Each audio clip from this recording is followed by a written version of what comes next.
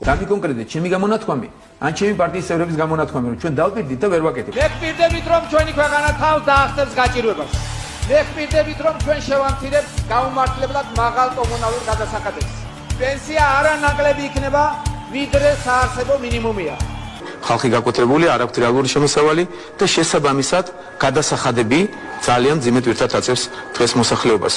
ის რომ ელექტროენერგია დღეს ევროპული საშუალო ფასია და ის რომ სხვა გადასახადების თუგნებავთ გაზის გადასახადის ევროპულ სულთანავდება ლამის, ეს არის აბსოლუტური აბსურდი. ესეთი დონის გადასახადები რაც საქართველოში არსებობს, ხვალიდანვე შეიძლება ამის განახევრება. რა თქმა უნდა, სოციალური გადასახადები აუცილებლად შემცირდება ჩვენი მოსვლიდან.